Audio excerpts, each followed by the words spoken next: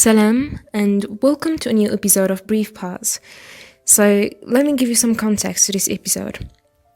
I am in my last year and final year of my master's degree, and for the first semester, we will have exams normally, and then in the second semester, we will do research basically, and for us it's lab research, and then we write our thesis, and then have our viva, and that's it, we graduate. So today is my first day of vacation, and we have a 15 days vacation, and then we'll go back to uni, study for another 15 days, and then we'll have exams. So basically this is not even vacation. I wouldn't call it vacation, it's like entering a battlefield, and I'll have to do a lot of study in these 15 days. And this is why I decided we'll talk today about how to learn, or the best learning techniques, or how to study. And I honestly think the techniques I'm going to talk about are techniques you can use in learning anything, and you shouldn't just use them, for uni or school. If you want to learn a language, you can use them. Anything really, it's for learning in general.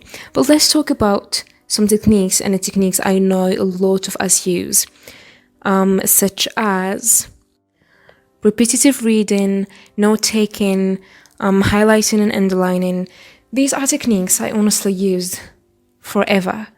Until last year, in the beginning of the year, I stumbled upon some research papers, and then I stumbled upon a YouTube channel called Ali Abdal. The person is called Ali Abdal, and he spoke about effective studying techniques. And actually, highlighting and underlining was proven to be a technique of low utility, same as rereading. Well, for making notes, it really depends, and they couldn't make really effective research on it. However, for highlighting, underlining, and rereading, those were proven to be low utility techniques. And I honestly, I wouldn't say I kind of felt stupid, but I did repeated reading all the time. I grab my chapters, and I read and reread the chapters. And sometimes I go and study with my cousin and her friend, which is my friend now as well, and we'll just sit together and be like, this is the third time I read this chapter. Wow, I'm going to do well in this topic. And I feel so happy when I get the time to actually read the chapters 3 times, because it rarely happens, to be honest. The maximum is like two times. And then read these researches, and I watched the video, and I thought, then what's the alternative? Even though I was not satisfied with these studying techniques, and I did not think that repetitive reading was an effective technique, and so I had to look for effective studying techniques. Now, based on research, active recall or practice testing was proven to be the most effective technique, because when you sit down, read the material, let's say once, and then ask yourself questions and try to answer them, you are trying to retrieve information out of your brain. Instead of repeatedly reading the material and trying to put information inside of your brain, you are trying to retrieve the information outside of your brain, which is more effective. Most of the time, you think you know the answer, and you know the material, and you know all the information. Even if you truly know the information, you've studied it and you understand it. But then when you try to form the answer, sometimes the answer, you have blanks in your answer. And that is why test practice and asking yourself questions is the best technique. And I know, or at least for me, we cannot find much exam papers to practice or test ourselves. However, I think we can just sit down, read the material, and then in every part, we ask ourselves questions and try to answer them without looking into the paper. Or make mind maps, because it is trying to retrieve information out of your brain, or make flashcards. One of the apps I like for making flashcards is Quizlet. However, For me, it takes a bit too much time. I don't like it too much, but it depends, honestly. When you have definitions, it is the best way, I think, to remember them is to use flashcards. However, if you are a math student or physics, I think trying to solve problems is the best way. Now, if your method of revising is always sitting there, reading and rereading those chapters and highlighting the keywords and all that, I think I'm not saying to stop using those techniques. No, you don't have to. But if you think that they are not effective enough and you do not get the results that you want to get, maybe you should start, instead of spending too much time rereading, the time that you spend rereading, maybe you should spend it asking yourself questions or trying to explain it to another person. If you don't have another person, just try to explain it out loud to yourself or to your imaginary other person.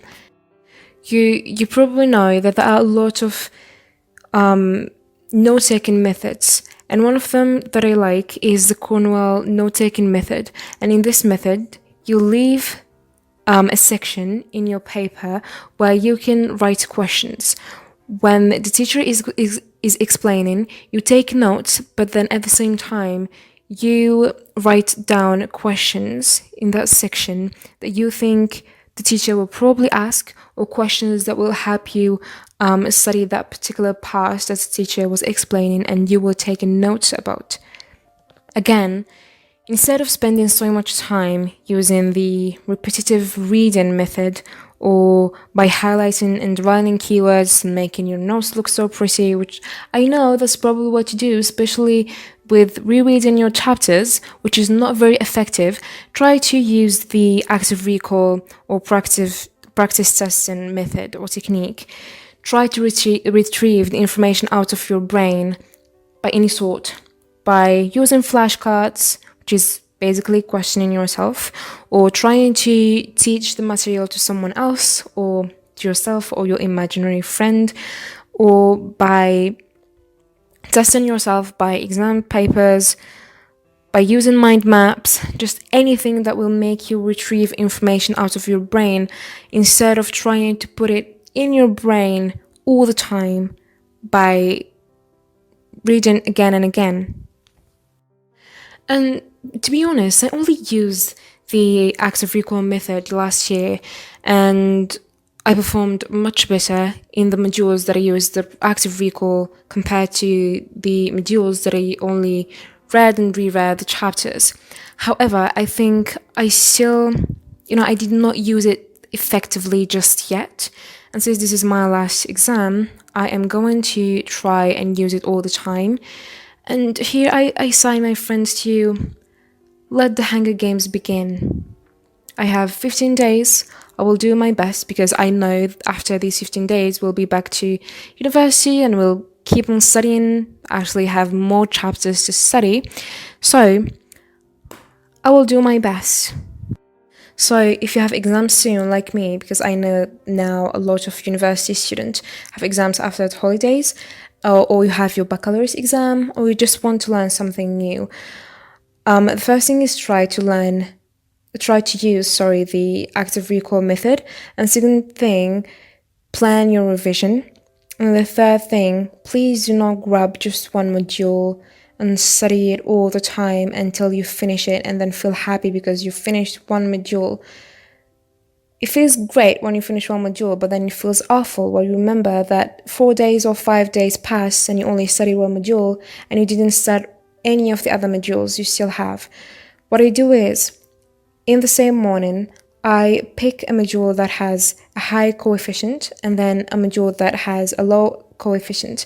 So what I do is, because the module that has the highest coefficient is very long usually, I try to study a chapter. If it's too long, I will study a section of few titles, and then I change and I study a light chapter of the module that has a lower coefficient. So in 5 days, I will find out that I actually made progress with 4 modules approximately. And it feels much better than finishing a module in 3-4 days.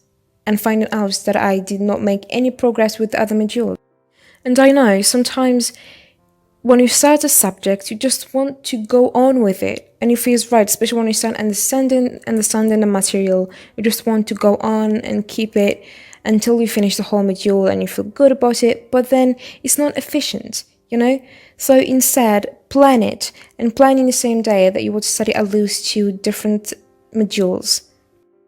And at last, I would say try to minimize the time you spend in repetitive reading and highlighting and underlining. Instead, use that time in using the active recall technique, in practice testing, questioning yourself, and retrieving information out of your brain. Plan your revision and swap modules in the same day. Do not study one module in a day. So in 5 days' time, you would find that you made progress not only in one module, but in several. And thank you so much for listening to this episode. Salam.